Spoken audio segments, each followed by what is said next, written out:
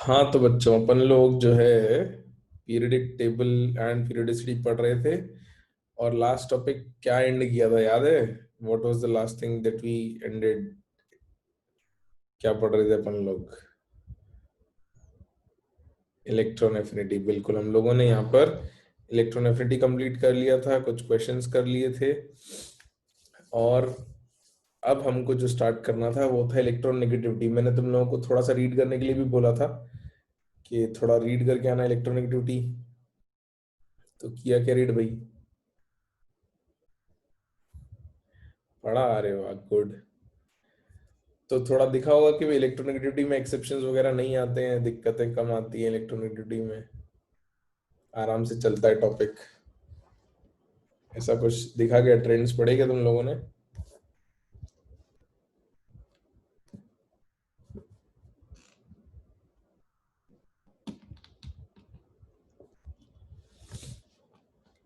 इसको मेजर करना डिफिकल्ट होता है, हाँ वो है, लेकिन अपने को मेजर करना नहीं होगा। तो will not need to measure the electronegativity. All that will need to do is just have an idea कि ट्रेंड क्या है। चलो तो लिखना ही स्टार्ट करते हैं। Let's start writing without wasting any more time.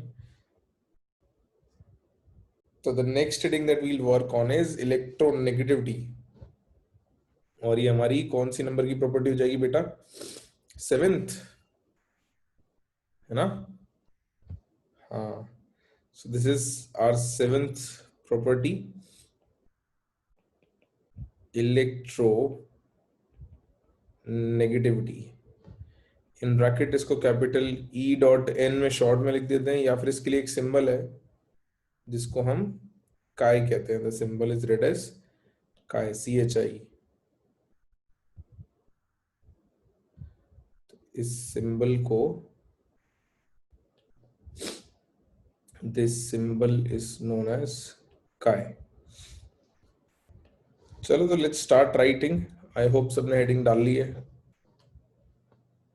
हाँ, उसको मोल फ्रैक्शन में भी यूज किया था हमने, काई को। वी यूज्ड काई इन मोल फ्रैक्शन एज वेल, बिल्कुल।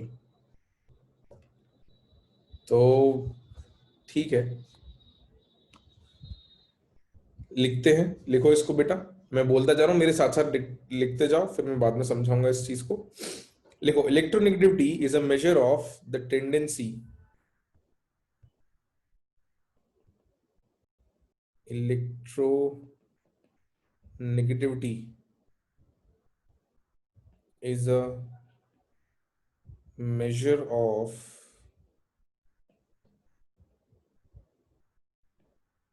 the tendency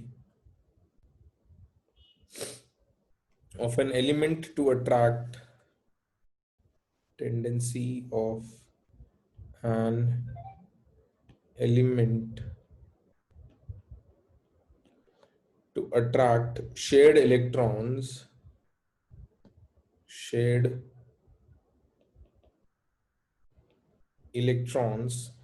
towards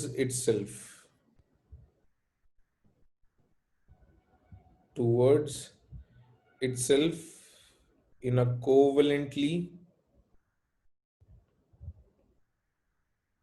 bonded covalently bonded molecule. Full stop. Next line say, it is a relative value. It is a relative value, comma, it is unitless, comma, does not depend on the stability of electronic configuration, does not depend on the stability of electronic configuration. यहां तक लिखो।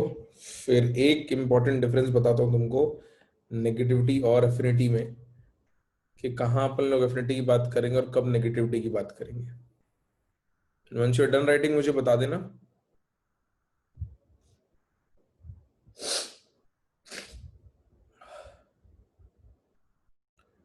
हाँ भाई, लिख लिया सबने? चलो, तो एक बात बच्चों इंपॉर्टेंटली याद रखना, ज्यादातर बच्चे ये गड़बड़ करते हैं, मैंने कई बार नोटिस किया है कि कई बार इलेक्ट्रॉन ज्यादा अट्रैक्ट कर रहा है या एनायन बनाने में नेगेटिविटी की बात करते हैं। फर्क क्या है कि इलेक्ट्रोनेगेटिविटी का इफेक्ट अपन सिर्फ किस में देखेंगे? कोवलेंट बॉन्ड में।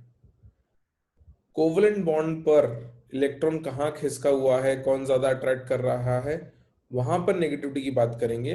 अगर एनायन बनाना होगा, अगर एनायन बनाना है, तो अपन नेगेटिविटी की बात नहीं करेंगे। In that case we will not talk about negativity. जैसे F प्लस इलेक्ट्रॉन लेके F नेगेटिव बनाना है, तो इसमें इलेक्ट्रोनेगेटिविटी कभी डिस्कस नहीं करनी है।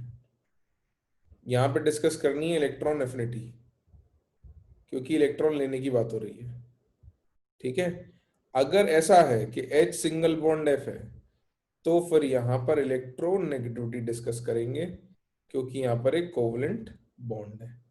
ये एक इंपॉर्टेंट डिफरेंस है, याद रखना। ये कई बार बच्चे मिस कर देते हैं, तो वो कंफ्यूज हो जाते हैं कि सर क्वेश्चन में इलेक्ट्रोनेगेटिविटी के हिसाब से तो ये हो रहा है, लेकिन क्वेश्चन इलेक्ट्रोनेगेटिविटी का था ही नहीं। बिल्कुल, इसीलिए अभी अपन लोग देखेंगे कि क्लोरीन की इलेक्ट्रॉन एफिनिटी सबसे ज्यादा थी, है ना? याद है अपन ने पढ़ा था chlorine as most electronegativity nature, electron affinity sorry, सबसे ज्यादा क्लोरीन की थी। और नेगेटिविटी की जब बात करेंगे तो fluorine is the most electronegative element. तो यहां पर बहुत गड़बड़ा होती हैं। बच्चे क्या करते हैं कि कई बार ऐसा मैंने नोटिस किया है कि वो आयन बनाना होता है या एनायन की बात हो रही होती है, तो कहते हैं कि सर फ्लोरीन की नेगेटिविटी सबसे ज्यादा है तो इलेक्ट्रॉन सबसे ज्यादा खींचेगा। जबकि हमने देखा था कि एनायन बनाते वक्त नेगेटिविटी की बात नहीं करनी, एफिनिटी की बात करनी है। ठीक है, तो ये इसको बस याद रखना, अभी अपन इसको यूज करेंगे। अब देखते हैं कि इलेक्ट्रोनेगेटिविटी किस किस चीज पे डिपेंड करेगी बेटा, है ना? तो फैक्टर्स अफेक्टिंग इलेक्ट्रोनेगेटिविटी, एक सब हेडिंग लिखो उसके नीचे, फैक्टर्स अफेक्टिंग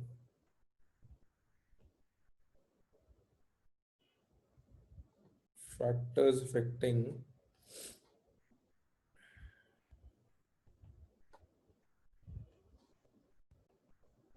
इलेक्ट्रोनेगेटिविटी।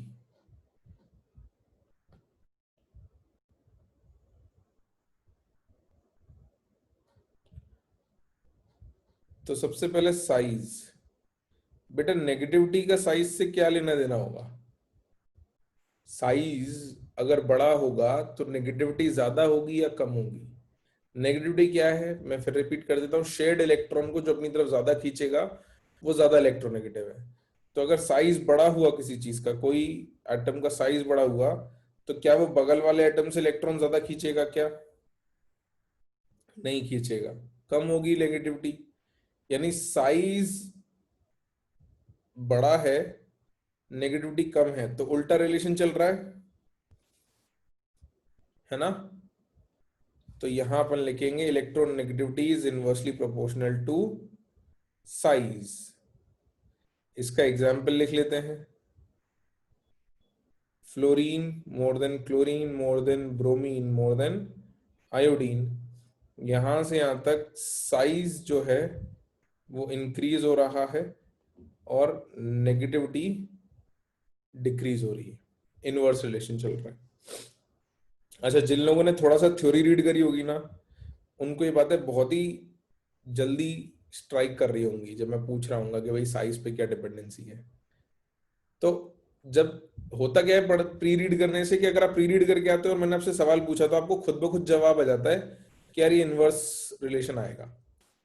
तो इसलिए मैं कहता रहता हूँ कि प्री रीड करो करो करो, तो कोशिश करा करो जहां तक हो सके, थोड़ा सा प्री रीड करना है, रटना नहीं है, पूरा समझने की भी जरूरत नहीं है। सिर्फ आप 15-20 मिनट दे दो और थोड़ा सा रीड करके आ जाओ। थोड़ा सा रीड करके आओगे ना, बड़ा मजा आएगा तुमको। चलो, यहां तक लिख लिया सबने? अगली चीज, जेड इफेक्टिव पे कैसे डिपेंड करेगा बेटा इलेक्ट्रोनेगेटिविटी? जेड इफेक्टिव पे कैसे डिपेंड करेगा? जेड इफेक्टिव अगर बढ़ेगा तो इलेक्ट्रॉन ज्यादा खींचेगा या कम खींचेगा?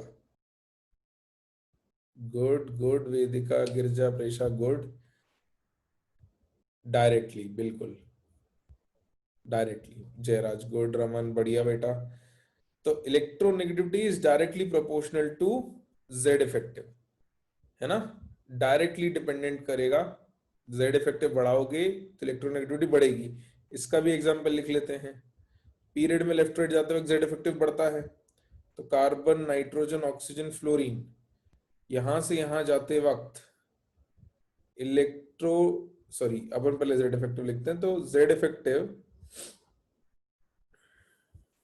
इंक्रीजेस, देयरफॉर इलेक्ट्रोनेगेटिविटी भी इंक्रीज होगी, और ये ऑर्डर ऐसा आ जाएगा।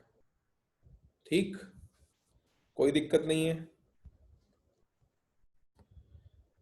चार्जेस की बात कर लेते हैं, लिख लो, और जैसे ही लिखा हो जाए मुझे बता देना, मैं आगे लिखना शुरू करता हूँ।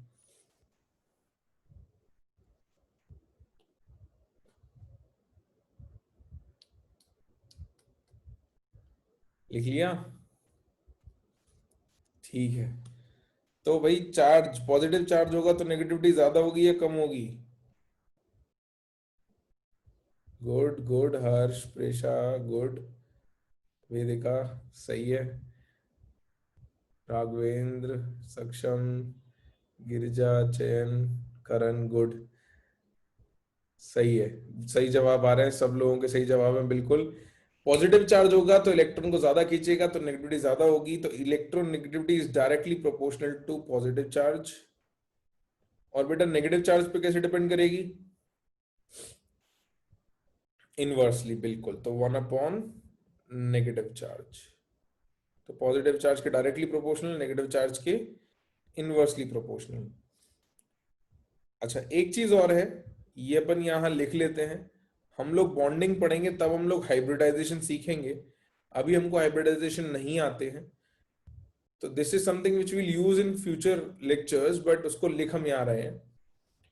there is something known as percentage S character.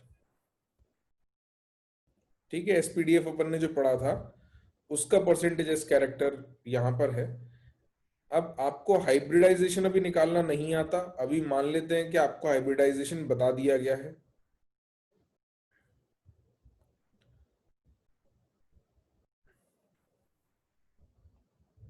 तो परसेंटेज एस और परसेंटेज पी कैरेक्टर कैसे निकाल सकते हैं वो बहुत आसानी से पता चल जाएगा। अभी मान लेते हैं कि आपको हाइब्रिडेशन दिया हुआ है, और परसेंटेज इस कैरेक्टर कैसे निकालना है मैं बता देता हूँ। तो 1 मिनट देख लो, उसके बाद लिख लेना, मैं टाइम दे दूंगा। हाइब्रिडाइजेशन के कुछ एग्जांपल्स हैं, एक sp3, एक sp2, एक sp, और भी होते हैं बट अभी 3 के बारे में बात कर लेते हैं। तो बेटा sp3 कहने का मतलब क्या होता है कि एक s ऑर्बिटल और 3 p ऑर्बिटल है। ठीक है, ऑर्बिटल्स अपन ने पढ़े हुए हैं एटॉमिक स्ट्रक्चर में। तो एक s ऑर्बिटल और 3 p ऑर्बिटल। तो मुझे बताओ कि इस 4 ऑर्बिटल में से अगर एक s ऑर्बिटल है तो परसेंटेज ऑफ s कितना आएगा? 25% आएगा, 1 in 4। तो दिस इज 25%। परसेंटेज p कितना आ जाएगा? 75%। बिल्कुल ठीक बात है। अच्छा, उसके नेक्स्ट अगले वाले पे आते हैं sp2। इसमें परसेंटेजेस कितना आएगा बेटा? 33.33, बिल्कुल। 1 in 3, 1 out of 3 इज 33.33, या 100/3%, बिल्कुल। तो इसको 100/3 है, चलो 33.33 लिख देता हूं तुम, 33.33%। और परसेंटेज पी कैरेक्टर बिकम्स 66.66 या 66.67, डिपेंडिंग अपॉन आप राउंड ऑफ कहां पे करते हो। अगले वाले में कितना आएगा? 50 and 50, वेरी गुड, 50% एंड 50%। तो अभी हमको हाइब्रिडाइजेशन निकालना नहीं आता, कोई बात नहीं, ये हम सीखेंगे। बट जब हम सीख जाएंगे तो हम परसेंटेजेस कैरेक्टर तो बता ही देंगे।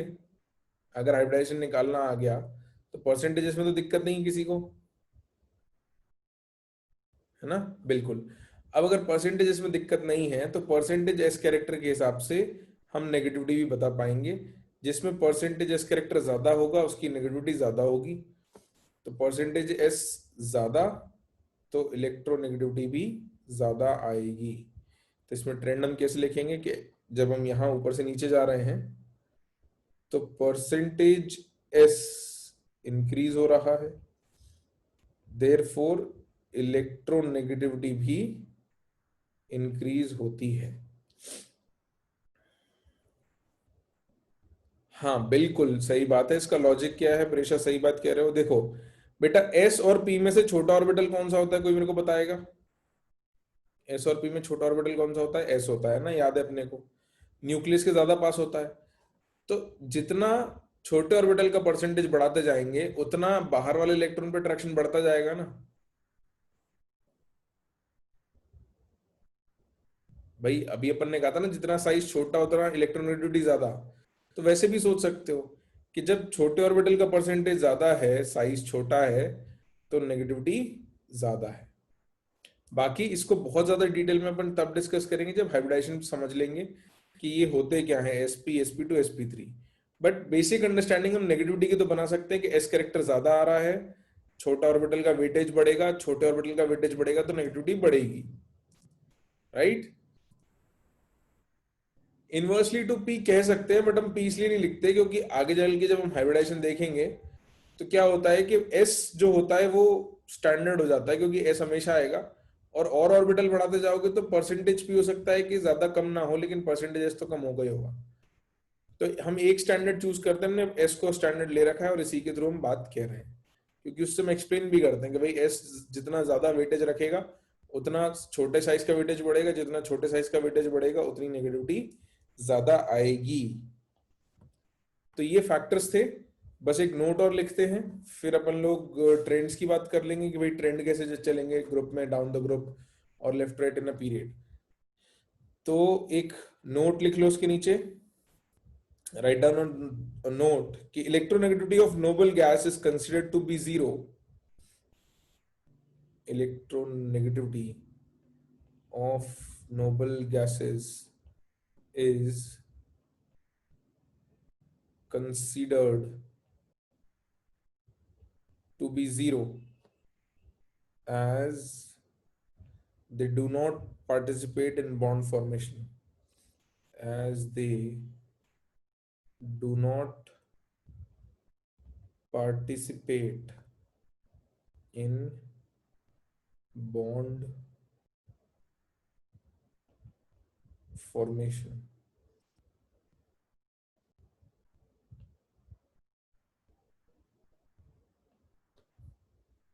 in bracket except xenon, जिसकी इलेक्ट्रोनेगेटिविटी हम लिखेंगे 2.62, क्योंकि जीनोन के कंपाउंड्स हमको मिले हैं। क्योंकि जीनोन के कंपाउंड्स मिले हैं इसलिए जीनोन को हम गिन लेते हैं। बाकी दूसरे नोबल गैसेस के हमारे पास कंपाउंड्स नहीं है। जब तक कंपाउंड नहीं होंगे, कोवलेंट बॉन्ड नहीं होगा, तब तक नेगेटिविटी का कोई मतलब नहीं होगा। इसको लिखो। हम लोग फिर ट्रेंड लिखते हैं कि ट्रेंड क्या होने वाला है।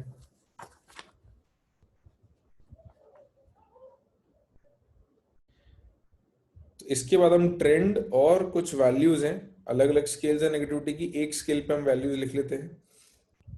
तो अगली सब हेडिंग है electronegativity trends and values on Pauling's scale. तो अलग अलग लोगों ने इलेक्ट्रोनेगेटिविटी की टेबल बनाई वैल्यूज की। जो सबसे ज्यादा हम लोगों को वैल्यूज यूज होंगी वो पॉलिंग स्केल की होंगी। आपको वैल्यू रटने की जरूरत नहीं है, आपको कंपेरेटिव पता होना चाहिए कि किसकी नेगेटिविटी ज्यादा किसकी नेगेटिविटी कम। आपको एग्जैक्ट वैल्यू रटने की जरूरत नहीं पड़ेगी। तो बेटा अपन लोग ट्रेंड की बात करते हैं। हाइड्रोजन के नीचे आपके पास लिथियम आता है। अगर आप लेफ्ट टू राइट जाओगे तो नेगेटिविटी का क्या होगा? If you go from left to right तो नेगेटिविटी बढ़ेगी या कम होगी? इंक्रीज होती है ना, अपन ने देखा था। जेड इफेक्टिव बढ़ता है, जेड इफेक्टिव बढ़ेगा तो नेगेटिविटी बढ़ेगी। लेफ्ट टू राइट जाने पे जेड इफेक्टिव बढ़ता है, इलेक्ट्रोनेगेटिविटी बढ़ती है। और ये थोड़ा ऑब्वियस भी है कि भाई यहाँ पर मेटल्स होते हैं, यहाँ पे नॉन मेटल्स होते हैं, इनकी इलेक्ट्रॉन अट्रैक्ट करने की पावर ज्यादा होती है, इनकी इलेक्ट्रॉन अट्रैक्ट करने की पावर कम होती है। तो ऋषभ बेटा फर्स्ट पीरियड में अपन नोबल गैसेस नहीं देखेंगे, तो अपन नोबल गैसेस की बात नहीं कर रहे हैं, अपन जनरल ट्रेंड की बात कर रहे हैं, ठीक है।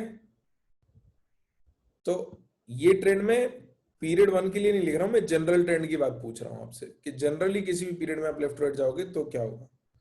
ऑल राइट, नोबल गैसेस को अपन स्टेबल से बाहर रखेंगे, एक्सक्लूडिंग नोबल गैसेस। तो लेफ्ट टू राइट जाने पर जेड इफेक्टिव इंक्रीज होगा, इसीलिए इलेक्ट्रोनेगेटिविटी भी इंक्रीज होगी। और वैल्यूज अपन किस किस की लिखेंगे वो देख लेते हैं। तो lithium, beryllium, boron, carbon, nitrogen, oxygen, fluorine. और लिथियम के नीचे सोडियम, पोटाशियम, रुबिडियम, सीजियम, फिर बेरिलियम के नीचे magnesium, calcium, strontium, barium, sodium, magnesium, aluminium, silicon, phosphorus, sulphur, chlorine, bromine, iodine. I think this should be more than enough. हम electronegativity values लिख लेते हैं। तो डाउन द ग्रुप का trend और लिख लें। डाउन द ग्रुप जाते वक्त क्या होगा बेटा, when you go from top to bottom, तो साइज बढ़ेगा और इलेक्ट्रोनेगेटिविटी डिक्रीज होगी। बिल्कुल, इलेक्ट्रोनेगेटिविटी विल डिक्रीज। यही ट्रेंड हमको वैल्यूज में भी मिल जाएगा। मैं वैल्यूज लिख देता हूं। तो हाईएस्ट इलेक्ट्रोनेगेटिविटी फ्लोरीन की है 4.0, ये हाईएस्ट है।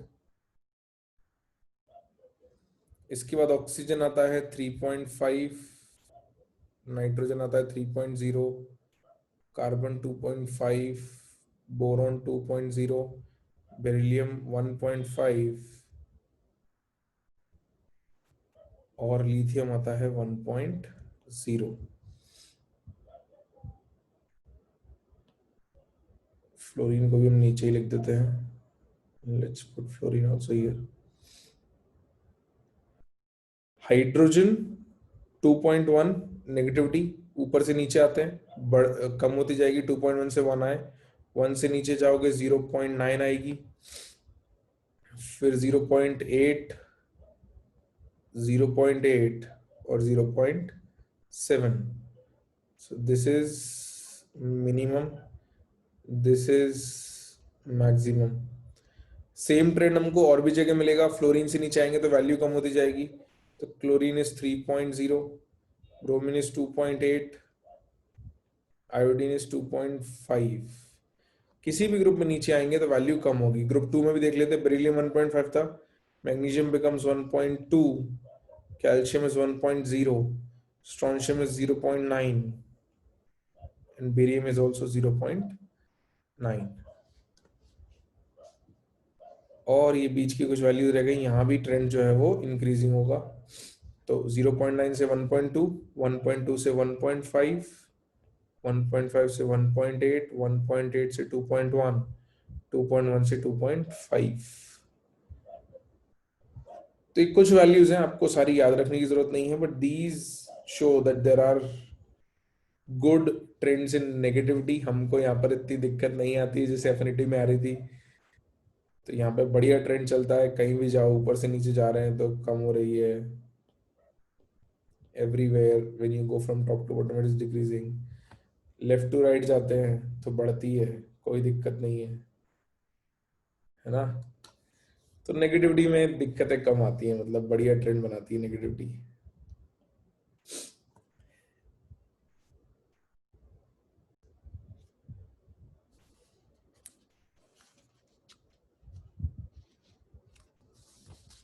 ये टेबल कंप्लीट कर लो, फिर अपन देखते हैं कि अलग अलग स्केल्स जो है नेगेटिविटी की वो क्या है, उनमें क्या रिलेशन है, और नेगेटिविटी का यूज हम कैसे करेंगे, what are the applications of negativity.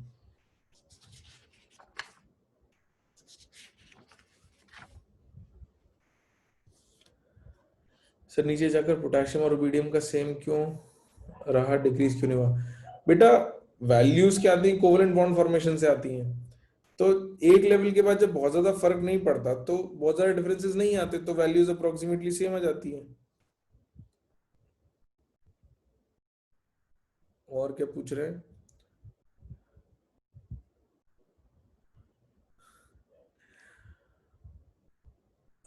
Potassium से रुबिडियम में ट्रांजिशन कॉन्ट्रैक्शन कह सकते हो, मतलब we can give reasons, but उसका इतना फर्क पड़ नहीं रहा। मतलब होगा क्या कि अल्टीमेटली आपको मेटल्स की नेगेटिविटी का ज्यादा कहीं यूज आने वाला नहीं है, क्योंकि ये कोवलेंट बॉन्ड वैसे भी बहुत कम कंपाउंड से बनाते हैं, बनाते ही नहीं है, मतलब आपको इनके कोवलेंट कंपाउंड्स मिलेंगे नहीं आसानी से। तो वैसा है। आज कह रहा है लिथियम और कैल्शियम की सेम क्यों है? बेटा ऐसे तो बहुत कुछ सेम निकल आएगा, तो कहेगा लिथियम और कैल्शियम की सेम क्यों है। ऐसे तो फिर ये भी आ जाएगा कि सोडियम और स्ट्रोंशियम की सेम क्यों है, हाइड्रोजन फॉस्फोरस की सेम क्यों है, सल्फर कार्बन की सेम क्यों है। तो ऐसे तो कॉमन वैल्यूज तो मिल जाएंगी, अब तुम रैंडम जगह पे ढूंढोगे तो मिल ही जाएगी। 2.1 is same with 2.1, 2.5 is same with 2.5, 3.0 is same with 3.0, है ना। तो वो तो ट्रेंड्स हैं, कई वैल्यू मैच हो जाती हैं भाई, एक जगह बढ़ रही है एक जगह कम हो रही है, तो कहीं कहीं मैच भी हो जाएगी, कोई दिक्कत थोड़ी है।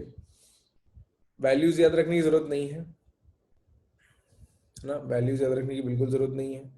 अपने को ट्रेंड से मतलब है। अभी इसकी एप्लीकेशन पे आता हूं मैं, तो आपको समझ में आ जाएगा कि आपको वैल्यू देख के कुछ ज्यादा करना नहीं है आपको। या तो सीधे कोई फॉर्मूले में पुट करना होगा, वैल्यू आपको दी जाएगी, अगर फॉर्मूले में डालना होगा वैल्यू को तो। नहीं तो आपको ट्रेंड बेस्ड क्वेश्चन पूछे जाएंगे, जिसमें इससे ज्यादा कोई दिक्कत नहीं आएगी कि मतलब हाइड्रोजन की और फास्फोरस की सेम आ रही है, क्योंकि अब ये ना तो सेम ग्रुप में है ना ये सेम पीरियड में है, तो कोई फर्क नहीं पड़ता। मतलब ऐसे आप रैंडम ग्रुप जम्स और पीरियड जम्स करोगे तो किसी ना किसी की वैल्यू तो सेम आनी है, क्योंकि 4 से कम होना शुरू हुई थी यहाँ पे, और यहाँ 2.1 से कम होना शुरू हुई थी, तो ट्रेंड कहीं ना कहीं मैच हो जाएंगे। खैर that is not important, what is important is let's move ahead. जहां मैं आपको एप्लीकेशंस तक लेके जाऊं जल्दी से, 2 स्केल्स बताने के बाद, वो हमारे काम की चीजें हैं। लिख लिया क्या सबने यहाँ तक, ये बताओ, है ना? हाँ, तो उसकी अगली हेडिंग लिखनी है अपने को, स्केल्स ऑफ इलेक्ट्रोनेगेटिविटी।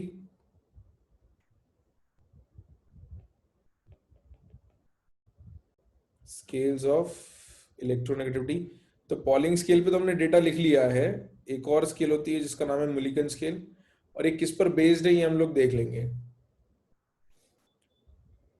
कॉस तो बेटा नॉर्मली नहीं बनाते हैं अल्कली मेटल्स कोवलेंट बॉन्ड्स, और बॉन्ड्स की बात सब अपन जो भी हैं सब बॉन्डिंग में करेंगे, है ना, कि कौन कैसे बॉन्ड बनाता है, कब बनाता है, क्यों बनाता है, किस कंडीशन में बनाता है, ये सब बातें अपन बॉन्डिंग में करने वाले हैं। अभी अपन पहले स्केल्स देख लेते हैं और फिर नेगेटिविटी को यूज कैसे करना है वो सीख लेते हैं, क्योंकि वो काम आने वाला है इस चैप्टर में। फिर बॉन्ड कैसे बनेंगे, किस किस के बनेंगे, किस टाइप के बनेंगे, ये सब किस में काम आएगा, केमिकल बॉन्डिंग में, वो अपन वहां पे सीखेंगे। ओके चलो, स्केल्स ऑफ इलेक्ट्रोनेगेटिविटी में नंबर 1 पॉलिंग स्केल, या ए करके लिख लो, ए वॉज पॉलिंग स्केल। तो क्या समझना है कि पॉलिंग ने ये जो स्केल जो है या ये जो नंबर्स हैं ये कैसे निकाले। उसने कुछ डिसाइड किया कि इस बेसिस पे नेगेटिविटी मेजर करूंगा, और उस बेसिस पे मेजर करके उसने वैल्यूज निकाल दी। आपको वैल्यूज निकालने की जरूरत नहीं है, सिर्फ समझने की जरूरत है कि किस फैक्टर पर बेस्ड है पॉलिंग की जो वैल्यूज है, वो किस फैक्टर पर बेस्ड है। तो उसको लिखो based on bond dissociation energies, based on bond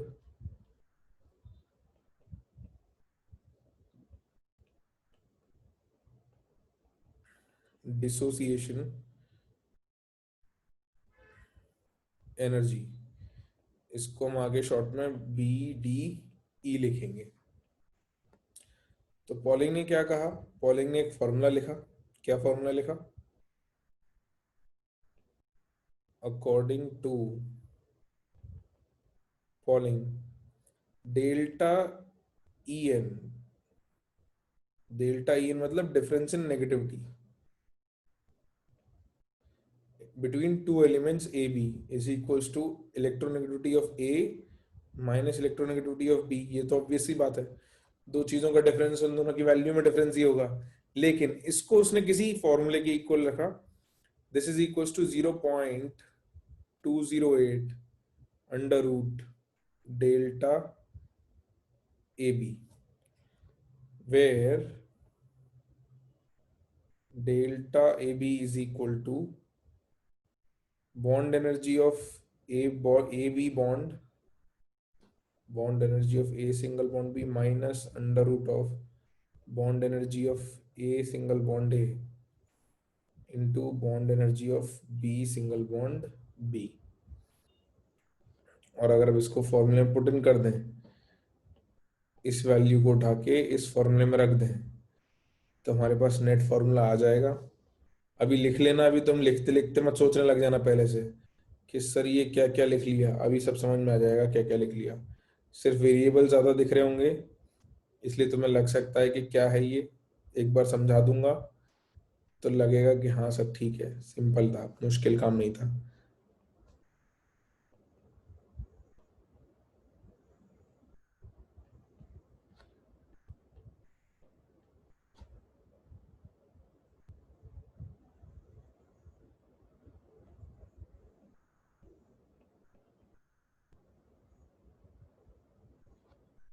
तो ये फॉर्मूला पॉलिंग ने यूज किया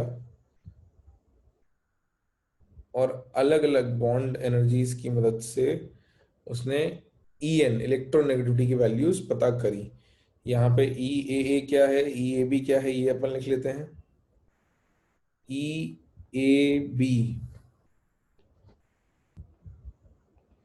is your bond dissociation energy of A single bond B bond in kilocalories per mole. Then EAA is bond dissociation energy of AA bond again in kilocalories per mole. EBB is bond dissociation energy of B single bond B bond in kilocalories पर मोल। तो बहुत मेहनत करी polling ने। क्या करा वो मैं बताता हूँ, एक बार यहां तक लिख लो तुम लोग, तुम्हें इतनी मेहनत करने की जरूरत नहीं पड़ेगी। बस दो तीन बातें याद रखनी है कि पॉलिंग की जो वैल्यूज है वो बॉन्ड डिसोसिएशन एनर्जी से निकाली है। बॉन्ड डिसोसिएशन एनर्जी क्या होती है ये तो आई होप समझ में आ गया होगा, नहीं आया होगा तो मैं बता देता हूँ, एक बार लिख लो उसके बाद बताता हूँ।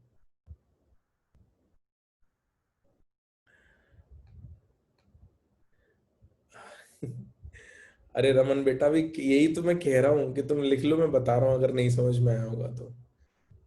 कहा तो सही, मैंने भी तो कहा।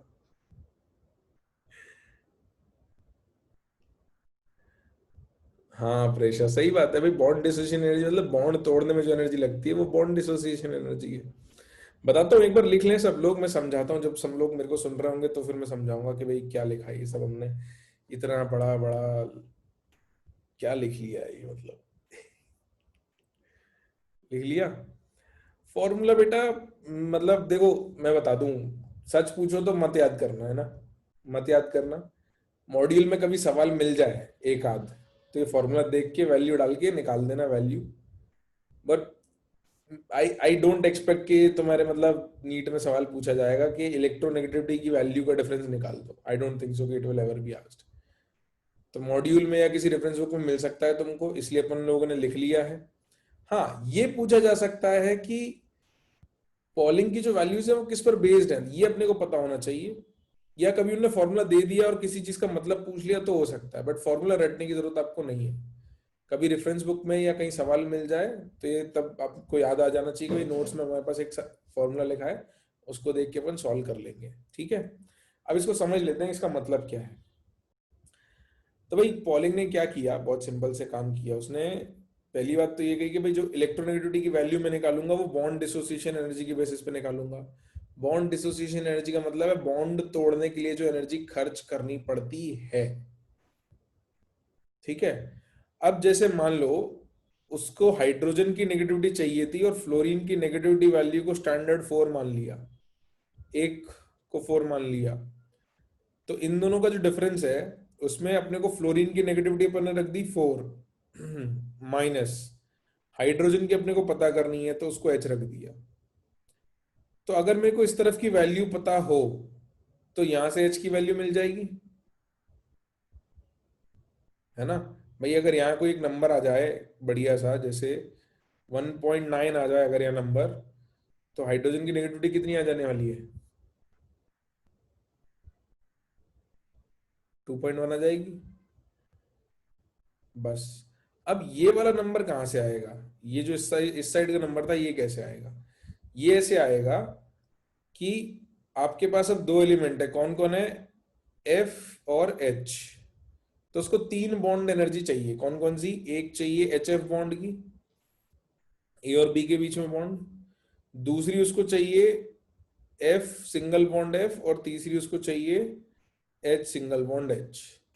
तो अगर उसके पास ये तीन बॉन्ड एनर्जीज आ जाती हैं तो उसको कुछ नहीं करना, ये बॉन्ड एनर्जीज ली, इस फॉर्मूले में रखा, डेल्टा ए भी आया, उसको अंडर रूट निकाल के 0.208 से मल्टीप्लाई कर दिया तो इस तरफ का नंबर आ गया। बस इतना सा काम है। ठीक है, तो एक एलिमेंट की नेगेटिविटी पता हो और तीन बॉन्ड एनर्जीज पता हो तो दूसरे एलिमेंट की नेगेटिविटी आ जाएगी। बस इतना समझ में आना चाहिए। इतनी बात समझ में आई? तो यही उसने अलग अलग एलिमेंट्स के लिए अलग अलग एनर्जीज को लेके कैलकुलेट किया, तुम्हें एक टेबल बना के दे दी, तो उसने तुम्हारे लिए बहुत सारा मेहनत कर लिया है। अब तुमको वो मेहनत बार बार करने की जरूरत नहीं है। ट्रेंड बस याद रखो कि क्या ट्रेंड आता है। अब मुलिकन ने इन नेगेटिविटी को दूसरी तरीके से मेजर किया और उसने इस तरीके से मेजर किया कि आपका काम और थोड़ा आसान हो जाए अगर कभी कैलकुलेट करना पड़े तो मुझे ऐसा लगता है कि मुलिकन पे फिर भी सवाल पूछे जाने के चांसेस हैं, क्योंकि this is something which is commonly usable. तो मुलिकन ने क्या कहा उसमें लिखो, B Mulliken scale, Mulliken apostrophe S लगाना है बेटा, Mulliken scale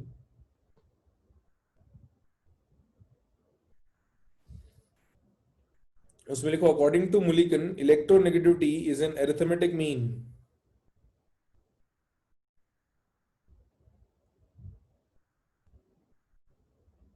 according to Mulliken electronegativity is an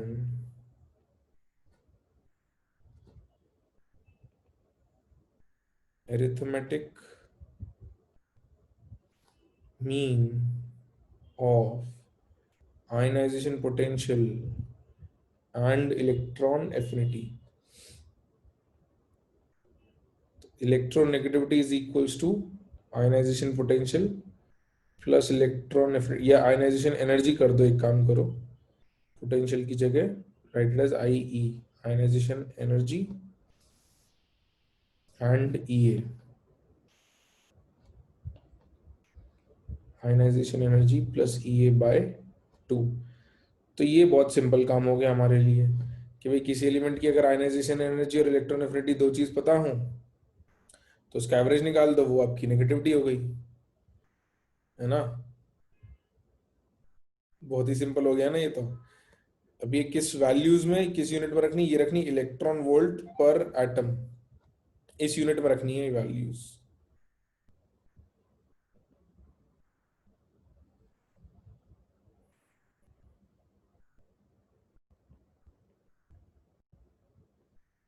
तो आई ई और ई ए को इस यूनिट में रखना है बेटा। नेगेटिविटी की यूनिट आएगी क्या?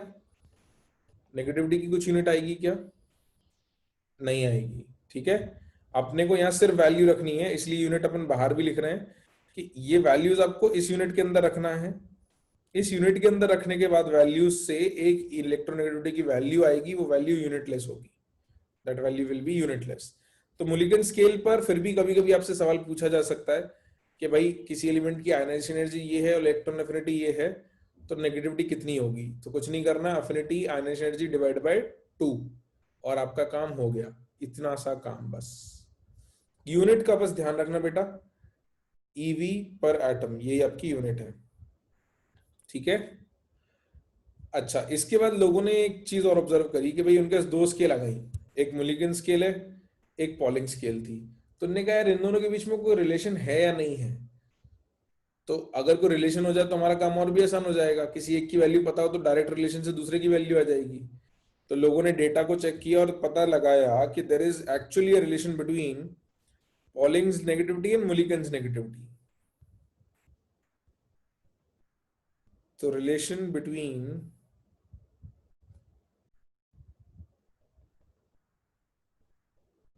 पॉलिंग्स इलेक्ट्रोनेगेटिविटी,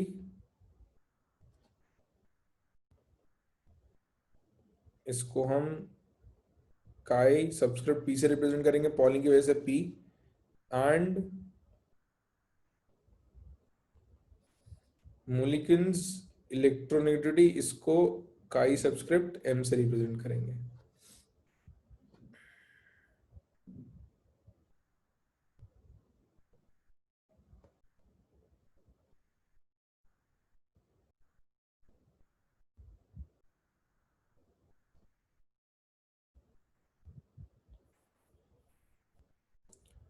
तो रिलेशन क्या आया? Pauling's negativity is equals to Mulliken's negativity upon 2.8। तो जब पॉलिंग की टेबल और मुलिगन की टेबल को मैच करते हैं तो देखा कि भाई 2.8 के फैक्टर का फर्क है।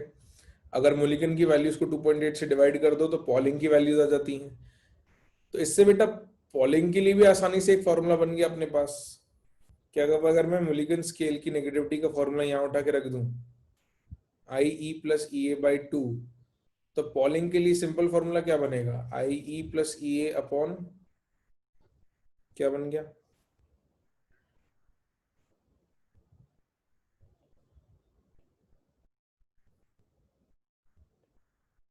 अपॉन क्या बनेगा? 2 × 2.8 कितना आएगा? 5.6। बिल्कुल। तो ये मतलब बाद में अपना काम थोड़ा आसान हो गया कि भाई अगर पॉलिंग का डेटा भी निकालना हो तो आई ई आयनाइजेशन एनर्जी और इलेक्ट्रॉन एफिनिटी से निकाला जा सकता है using this, and this is in electron volt per atom. This is in electron volt per atom. Data जो है, यूनिट जो है वैल्यूज की, वो ये यूनिट होनी चाहिए।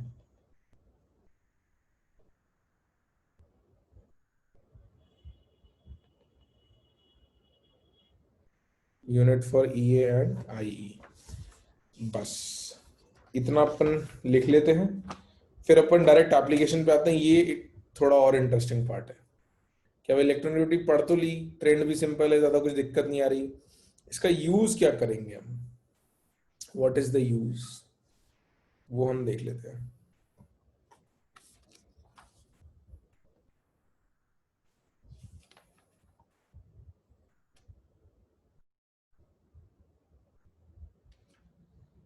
लिख लिया?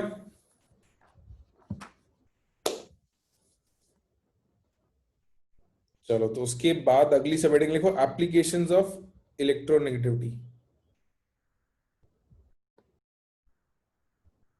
कहाँ कहाँ हम इसको यूज कर सकते हैं? कुछ एप्लीकेशंस तो बेटा तुम लोग बचपन से करते आ रहे हो बिना सोचे कि भाई ऐसा क्यों कर रहे हैं। एप्लीकेशंस ऑफ इलेक्ट्रोनेगेटिविटी, जैसे इसकी जो पहली एप्लीकेशन है, ये आप बचपन से कर रहे हो नाम लिखते वक्त चीजों का, बट इस तरीके से शायद हो सकता है आपने सोचा ना हो। तो ए, ऑक्सीडेशन नंबर तो है, ये वो नहीं, दूसरी चीज, ए इज नॉमेनक्लेचर ऑफ कंपाउंड्स। तो चीजों के कुछ बेसिक कंपाउंड्स के नाम लिखने में नेगेटिविटी का यूज होता है। नॉमेनक्लेचर ऑफ कंपाउंड्स कैसे यूज होता है? उसके आगे लिखो name of more electronegative element is written at the end, is written at the end, and a suffix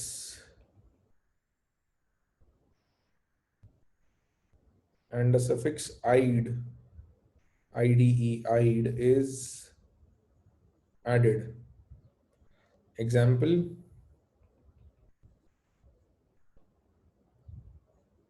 तो फॉर्मूला और उसका नाम। जैसे आपके पास मान लो ICL है, तो इसको क्या कहोगे आप?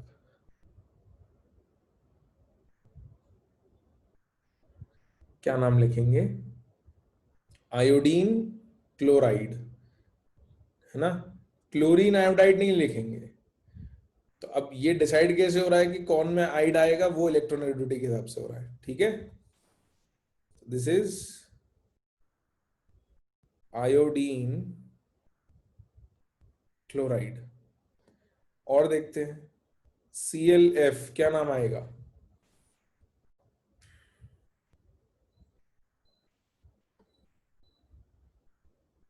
क्या नाम आएगा? क्लोरीन फ्लोराइड, बिल्कुल, this will B chlorine fluoride. अच्छा, एक बात और बताओ, ये फ्लोराइड की स्पेलिंग मैं FLORID लिखूं कि FLOURIDE लिखूं कि FLUORIDE लिखूं? क्या लिखूं?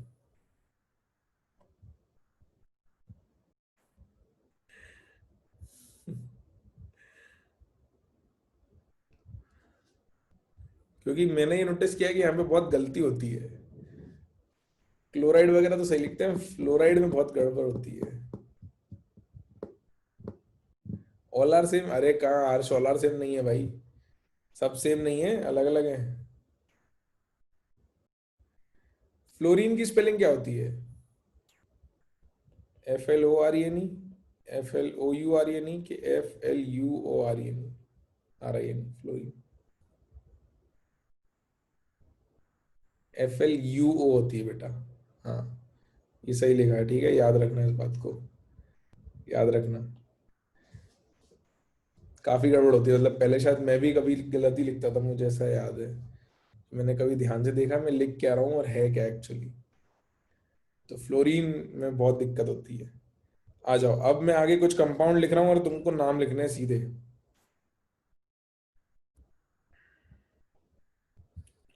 OF2 और Cl2 के नाम डायरेक्ट मत लिखना, मैं एक बार डिस्कस कर लूँ उसके बाद लिखता है ना, नहीं तो फिर जबरदस्ती काटना पड़ेगा। तो अगले दो के नाम और लिख लेते हैं, फिर अपन बाकी दो को डिस्कस कर लेंगे। हाँ भाई, BrCl क्या लिखते हैं? ब्रोमीन क्लोराइड, हाँ सिंपल सा बात, सही बात है। तो this is bromine chloride. IBr का क्या लिखते हैं? Iodine bromide, right, iodine bromide. OF2 का नाम क्या आएगा? ऑक्सीफ्लोराइड नहीं, प्रेशा कह रही है ऑक्सीजन डाइफ्लोराइड। चलो देखते हैं प्रेशा सही है या नहीं, बाकी लोगों के भी रिस्पॉन्स देख लें, फिर देखते हैं कि सही है नहीं। फ्लोरीन डाइऑक्साइड, प्रति ज्यादा नेगेटिव ऑक्सीजन है कि फ्लोरीन है? फ्लोरीन है, तो फ्लोराइड आएगा ना। हाँ, तो the proper name is oxygen difluoride. इसके बाद अगला नाम तो लिख ही दोगे, डाई क्लोरीन ऑक्साइड, बिल्कुल। Next is dichlorine oxide. तो इस हिसाब से इसका नाम क्या होगा?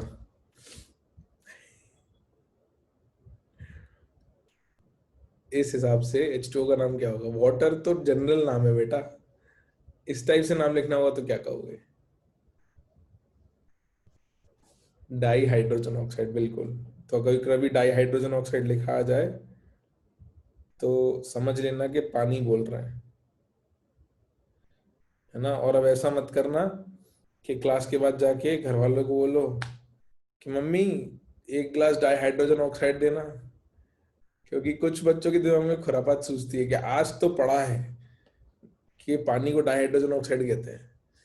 तो अब मम्मी को भी बताना जरूरी है कि मम्मी पानी को डाई हाइड्रोजन ऑक्साइड कहते हो, तो सीधी सीधी तो बताएंगे नहीं। हाँ मुझे पता है, क्योंकि ये बात आती है दिमाग में। थप्पड़ मिलेगा, सब मिल भी सकते, नहीं थप्पड़ तो नहीं मिलेगा खैर। पहले तो मैं क्या बकवास कर रहा है, डाई हाइड्रोजन क्या है। चलो खैर, समझ में आ गया। ये बहुत बेसिक सी एप्लीकेशन है जिसको हम बचपन से यूज करते आ रहे हैं, लेकिन इस तरीके से सोचा नहीं था कभी हमने, है ना, कि ये मतलब इस तरीके से चलता है। अगली एप्लीकेशन पे आ जाए। लिख लिया सबने? नहीं? अरे ओके, ठीक है भाई, जल्दी करो। अब तो हो गया होगा। अरे अभी भी नहीं हुआ? करो भाई, करो करो करो करो।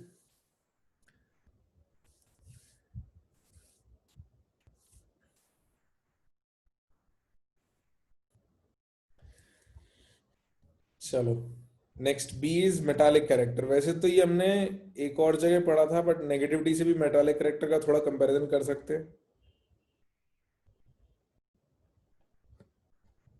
तो बेटा, नेगेटिविटी ज्यादा होगी तो मेटालिक कैरेक्टर क्या होगा, ज्यादा या कम? कम होगा, उल्टा होगा। Shrey, will we complete EN today? Let's see. EN की एप्लीकेशंस थोड़े ज्यादा हैं, तो आई थिंक पूरा ईएन तो कंप्लीट नहीं होगा, but we'll complete more than half, I think. Metallic character will be inversely proportional to electronegativity. Metallic character will be inversely proportional to electronegativity, बिल्कुल इनवर्स चलेगा। तो ट्रेंड वही आ जाएगा जो हम पहले भी देख चुके थे। लिथियम से फ्लोरीन या लिथियम से सीजियम, लेफ्ट टू राइट जाने पे इलेक्ट्रोनेगेटिविटी इंक्रीज होती है, मेटालिक कैरेक्टर डिक्रीज होगा। टॉप टू बॉटम जाने पे इलेक्ट्रोनेगेटिविटी डिक्रीज होती है, तो मेटालिक कैरेक्टर इंक्रीज होगा, बिल्कुल। The relation will be inverse, right.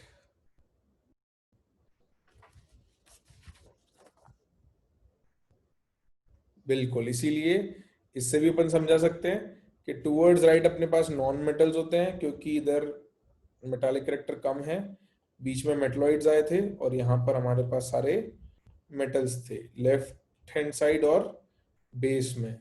ये हमारे पास पीरियोडिक टेबल में मेटल्स थे, यहाँ बीच में मेटलॉइड्स थे, और इधर थोड़े से नॉन मेटल्स थे, है ना। ठीक है।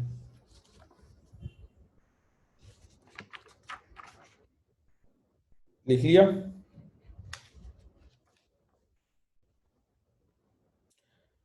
थर्ड एप्लीकेशन, इस पे से काफ़ी चीज़ें पूछी जा सकती हैं, और ये मुझे पर्सनली थोड़ी अच्छी एप्लीकेशन लगती है इलेक्ट्रोनेगेटिविटी की। सी, बोरॉन मेटलाइट होता है, बिल्कुल प्रगति बेटा, बोरॉन मेटलाइट होता है, अपनी पीरियोडिक टेबल में बनाया अपन ने। तो सी इज एसिडिक और बेसिक नेचर ऑफ, एसिडिक और basic nature of oxides comma hydro oxides and oxy acids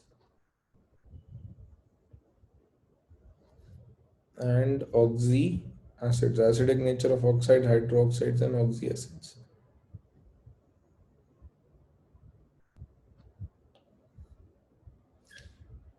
तुम थोड़ा प्रिडिक्शन कर पाएंगे कि भाई जो कंपाउंड हमको दिया है वो एसिडिक बिहेवियर शो करेगा या बेसिक बिहेवियर शो करेगा? एक बार हेडिंग लिख लो, फिर मैं समझाता हूं, उसके बाद आप लोग लिख लेना।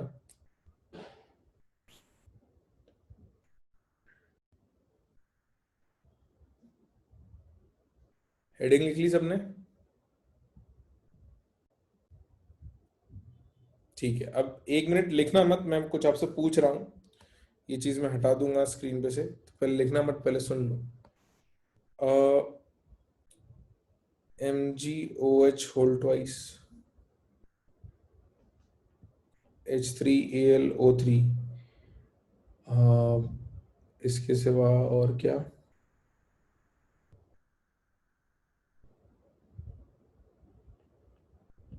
POH होल थ्राइस, और एक कंपाउंड देख लेते हैं, H2CaO2, और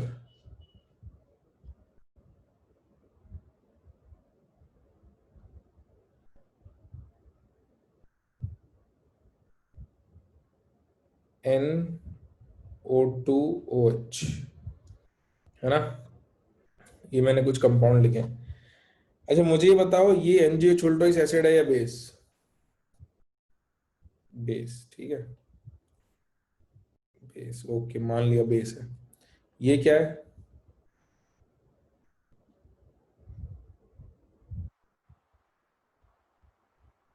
सॉल्ट, एसिड, बेस, तीनों बातें आ गई। चलो देखते हैं, दिस इज सॉल्ट या एसिड या बेस, करते हैं इसकी बात करते हैं। ये क्या है?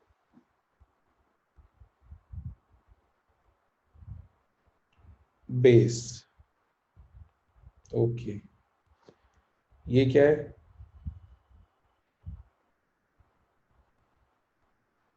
एसिड। कोई बेस भी कह रहा है क्या? प्रेशा कह रही है बेस, ठीक है। और कोई सॉल्ट भी कह रहा है क्या? और भी लोग कह रहे हैं बेस, चलो देखेंगे। ये क्या है? और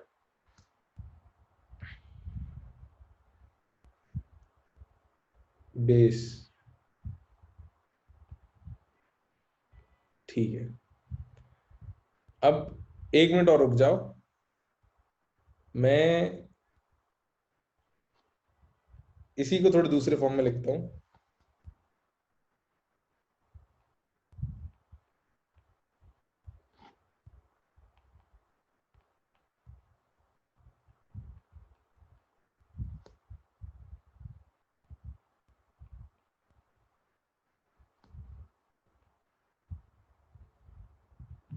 कुछ बदला क्या?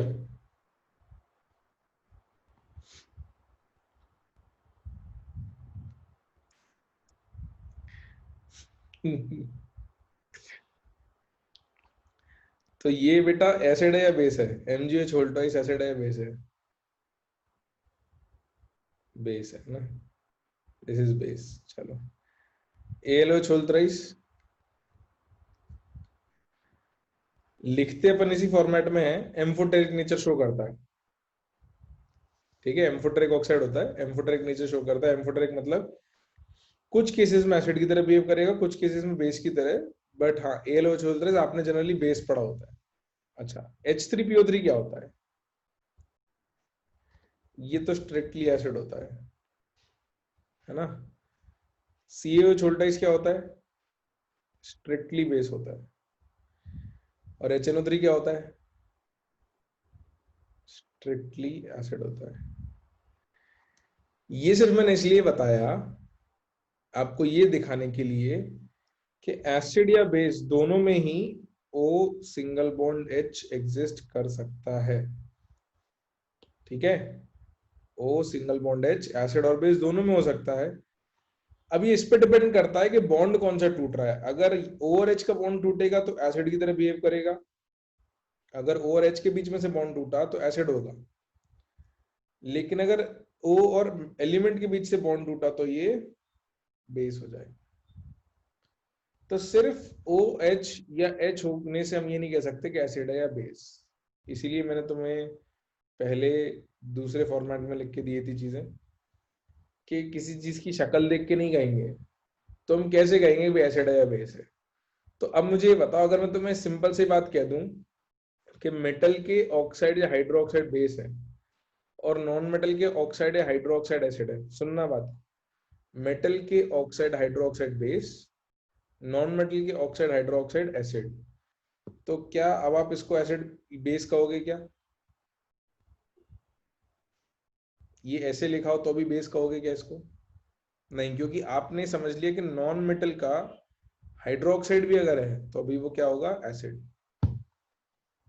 है ना। और क्या इसको आप एसिड कहोगे अब मेटल का ऑक्साइड या हाइड्रोक्साइड? नहीं, मेटल का हुआ तो वो बेस ही होगा। तो ये एक्चुअली नेगेटिविटी से डिसाइड होता है कि अगर कम नेगेटिव है, इलेक्ट्रोनेगेटिविटी कम है, तो इस बात का जवाब मुझे दो, अगर इलेक्ट्रोनेगेटिविटी कम है तो ऑक्साइड या हाइड्रो ऑक्साइड एसिडिक होगा कि बेसिक? कम है नेगेटिविटी बेटा, बेसिक होगा।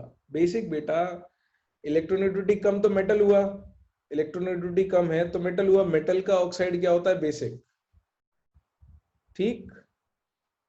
अगर नेगेटिविटी ज्यादा है, अगर नेगेटिविटी ज्यादा है तो नॉन मेटल हो गया, तो नॉन मेटल का ऑक्साइड या हाइड्रोक्साइड क्या होगा? एसिडिक।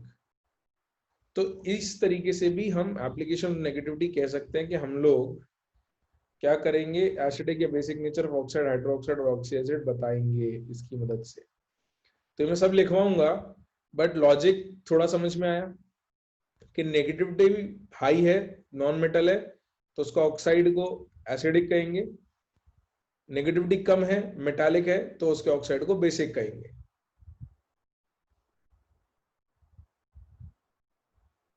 अमन कह रहा है नेगेटिविटी ज्यादा है तो H पहले लिख लेंगे। अरे बेटा यही तो समझाया इतनी मेहनत करके कि H तू पहले लिख या बाद में लिख, उससे कोई फर्क नहीं पड़ता। इसको तू ऐसे लिख या ऐसे लिख, रहेगा तो ये एसिड ही, लिखने से फर्क नहीं पड़ता। जो नेचर है किसी चीज का वो वैसा ही है। AlOH बोलता है इसको, या HNO3 को NO2OH लिखो या HNO3 लिखो, रहेगा वो एसिड ही। लिखने के तरीके से नेचर पे फर्क नहीं पड़ता है, इसीलिए तो इतनी एक्सरसाइज करवाई थी तुमसे।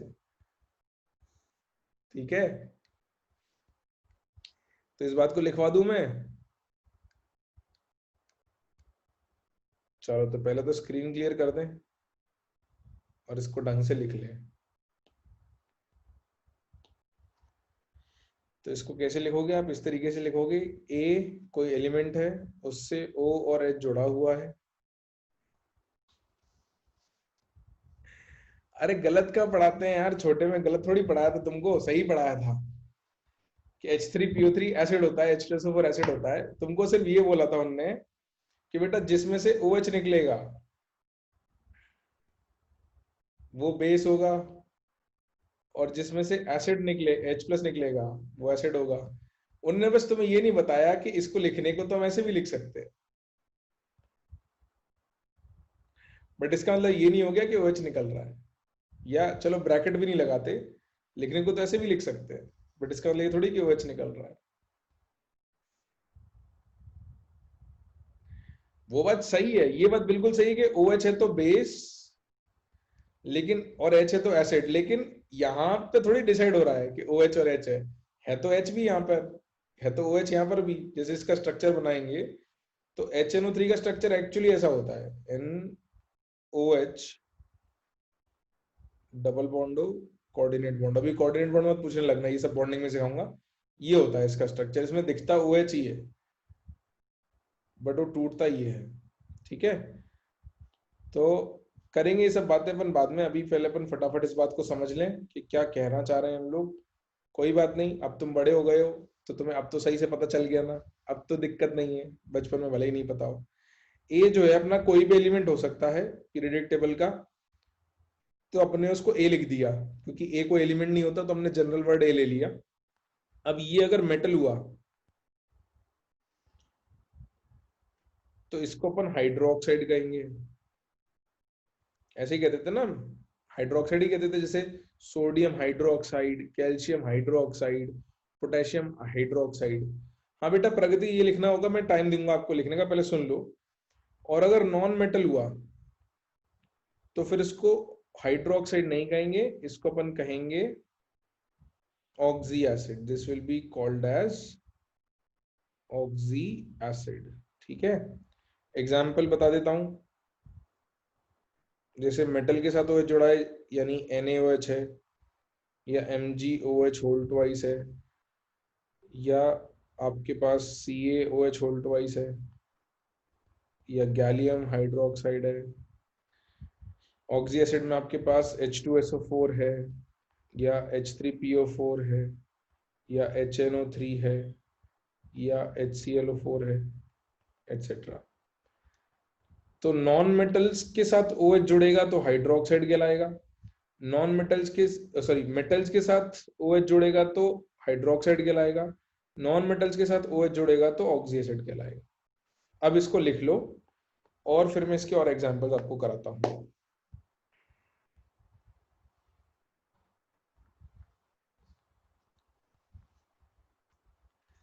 तो इससे आपकी लाइफ थोड़ी आसान हो जाएगी।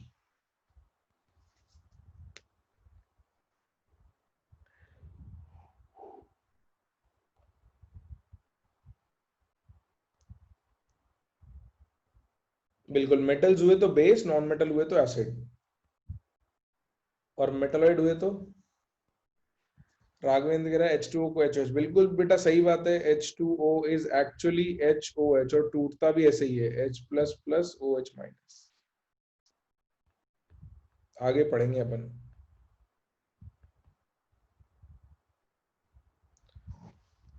हाँ हाँ कौस्तुभ, बिल्कुल। मेटल के साथ हाइड्रोक्साइड, नॉन मेटल के साथ ऑक्सी एसिड, मेटलॉइड के साथ एम्फोटेरिक नेचर। तो एम्फोटेरिक ऑक्साइड आपको लिखवा दूंगा अलग से, उसकी टेंशन मत लो, सिर्फ वही थोड़े ध्यान रखने पड़ेंगे, बाकी तो सब अच्छा। रुक जा, अच्छा तू ऐसा रुक जा, चिंता मत कर। एवरी केस, अगर ऐसा कहीं केस आया जब मेटल के साथ एसिडिक हुआ तो वो भी सिखा दूंगा, चिंता मत कर। अभी लिखवाऊंगा ना, अभी बहुत कुछ बचा है लिखवाने को, रुक तो जा।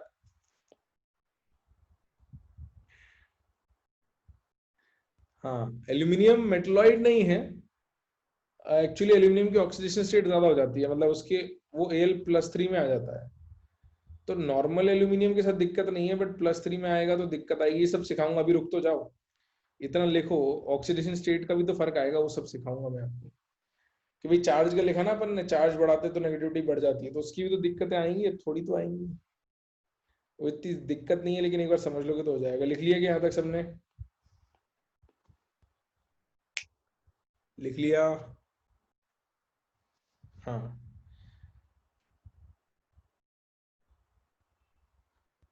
तो उसके नीचे एक स्टेटमेंट लिख लो, on increasing electronegativity, on increasing electronegativity acidic nature increases. Electronegativity बढ़ाने पर एसिडिक नेचर बढ़ता है।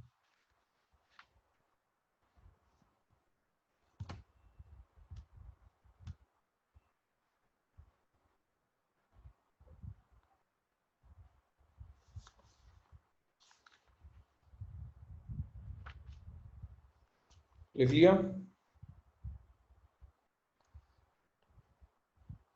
और एक चीज यहाँ पे सिखा देता हूं आपको, किसी एसिडिक ऑक्साइड यानी नॉन मेटल के ऑक्साइड को अगर आप पानी में मिलाओगे तो आपको ऑक्सी एसिड दे देगा बेटा। ये आगे रिएक्शंस में भी काम आएगा। जैसे आपके पास मान लो CO2 है, इसको पानी में मिलाते हो तो ये एसिड बनाता है H2CO3, या आपके पास SO3 है, इसको पानी में मिलाओगे तो ये दे देगा H2SO4, या फिर आपके पास फॉस्फोरस है P2O5, या चलो P4O10 लिख देता हूँ इसको, P4O10, प्लस H2O मिलाओगे तो दे देगा आपको H3PO4। बैलेंस नहीं किया है मैंने। बट नॉन मेटल के ऑक्साइड्स यानी एसिडिक ऑक्साइड्स हैं, उनको पानी में मिलाओगे तो ऑक्सी एसिड मिलेगा। सिंपल सी बात। ठीक।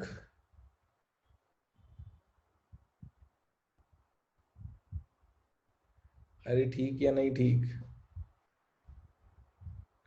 हाँ। और अगर बेसिक ऑक्साइड मिलाओगे पानी में तो आपको क्या मिल जाएगा? Hydro oxide. तो अपन ऑक्साइड्स के भी नेचर बता सकते हैं। तो बेसिक ऑक्साइड के एग्जांपल, जैसे Na2O को अगर पानी में मिलाया आपने तो बेसिक ऑक्साइड है, NaOH बनाएगा। MgO को पानी में मिलाया तो MgOH होल ट्वाइस बनाएगा। कैल्शियम ऑक्साइड को अगर पानी में मिलाया तो कैल्शियम हाइड्रोक्साइड बनाएगा। तो मेटल्स के ऑक्साइड पानी से मिलके हाइड्रोक्साइड बनाते हैं, नॉन मेटल के ऑक्साइड पानी से मिलके एसिड बनाते हैं। अब अपन इनके ट्रेंड्स थोड़े से देख लेते हैं कि भाई क्या ट्रेंड्स आते हैं, और फिर इसमें कुछ सवाल भी कर लेंगे। तो therefore acidic nature is directly proportional to electronegativity and basic nature क्या हो जाएगा भाई? नेगेटिविटी के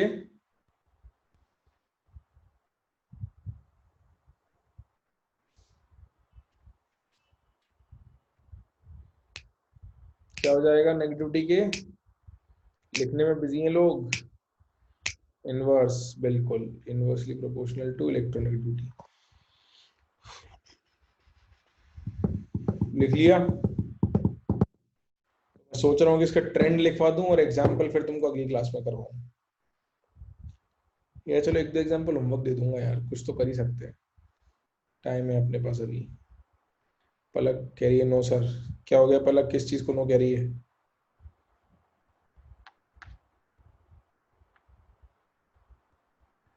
स्क्रॉल अप।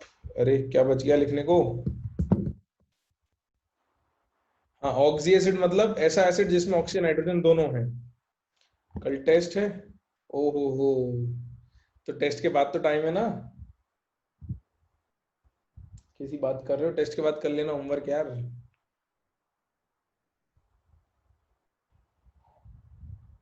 अभी लिखा नहीं है, लिख लो जल्दी, लिख लो जल्दी, लिख लो।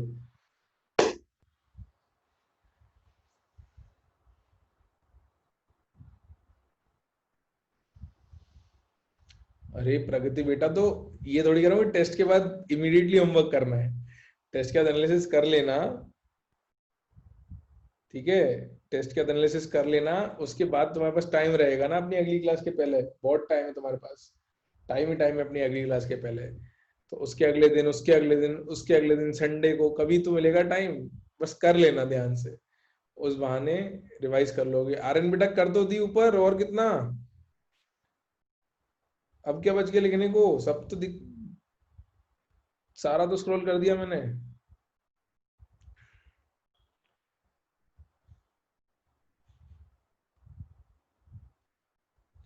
ठीक है, चलो जल्दी से फटाफट से मैं तुमको ट्रेंड लिखवा दूं और फिर सवाल दे दूं तुमको करने के लिए। तो ये होमवर्क रहेंगे तुम्हारे सवाल। तो बेटा ट्रेंड क्या है? कि ऑक्साइड हो या हाइड्रो ऑक्साइड हो या ऑक्सी एसिड हो, लेफ्ट टू राइट जाओगे तो इलेक्ट्रोनेगेटिविटी बढ़ेगी, तो एसिडिक नेचर बढ़ेगा, और बेसिक नेचर कम होगा। टॉप टू बॉटम आते हो तो इलेक्ट्रोनेगेटिविटी कम होती है, एसिडिक नेचर बढ़ता है, सॉरी एसिडिक नेचर कम होगा, और बेसिक नेचर बढ़ जाएगा। ये लिख लो। और मैं एग्जाम्पल, वैसे तो बहुत सारे हैं बट कुछ होमवर्क दे रहा हूं। ब्रैकेट में लिख दूंगा कि किसका ऑर्डर बताना है आपको, LiOH, NaOH, KOH, RbOH, CSOH, यहाँ बेसिक नेचर का ऑर्डर बताना है, number 1। Second, NaOH, MgOH whole twice, AlOH whole thrice, SiOH whole 4, यहाँ भी बेसिक नेचर बताना है।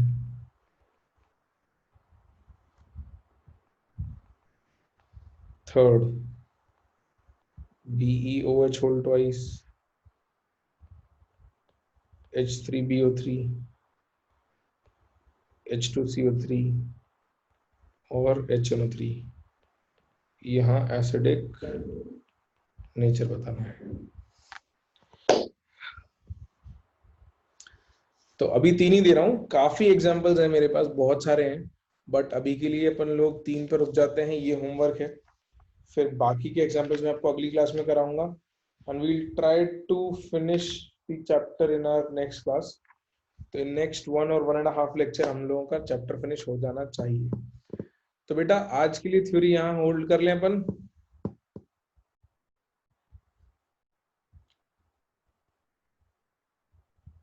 ठीक है, तो आज के लिए थ्योरी यहाँ रोक लेते हैं।